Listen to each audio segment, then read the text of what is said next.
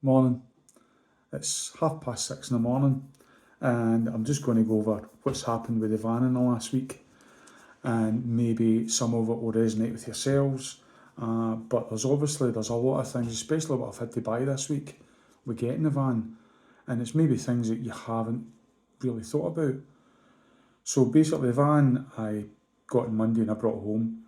When I arrived back, realised that there was an awful smell and one of the rear brakes was really worn and had seized.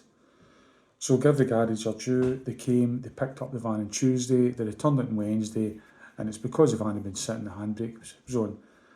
But it's quite stressful when you buy something and it wasn't quite perfect. So the first couple of days I sort of just did a rush of what am I going to do. I removed the bulkhead, I removed all the panelling for the back of the van and some lights that were internal to it, and just some general polishing and cleaning, taking off some decals that were in the back. But then it came to what I've actually had to buy. Now, prior to me getting the van, I had a bit of garden that I'd set aside where I was going to park the van, but that entailed removing a brick wall and then digging down into the garden and having to get the plastic grid system for the wheels to run on and about 2 tons of chips. So there was a bit of cost involved in actually doing that in the first place. And then obviously when you get your van, you've got to remember insurance and your road tax and your additional fuel for wherever you're travelling from. For me, those things were probably about £600 or so. So that's quite a cost involved right away.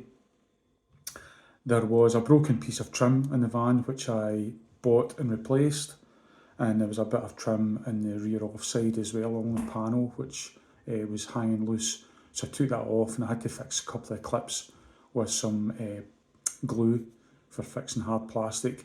That was fixed and that was replaced. But the biggest cost this week has been things I've had to buy that I needed or are going to need pretty quick. And those were, I bought a tin of white Hammerite, a tin of black Hammerite spray, the new trim piece, clips for fitting the trim, a trim removing kit, plastic to fix the trim, plastic glue, some waterproof tape. I had to buy a steering lock for the security.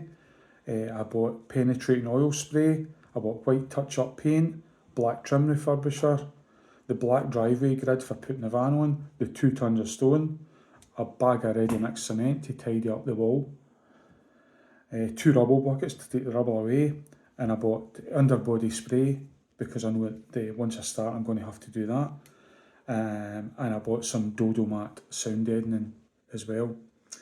So as you can imagine, this week has been quite stressful and I wasn't quite ready for all those things that I needed to get. Everybody thinks, oh, I'll buy a van and I'll fix it up inside and it'll be great. But I think the ground roots is you've got to get all these things done first, because the ground roots of it is the things that's going to make it better and stronger. So if you're thinking of buying a van, just take your time, set out a list of everything, right down to the penny of what you think you're going to need, and then take it from there. I'm going to post some photographs again of some of the things that I've been doing, but it's going to take us months obviously to take this through. So we'll see what happens in the future, and thanks for listening.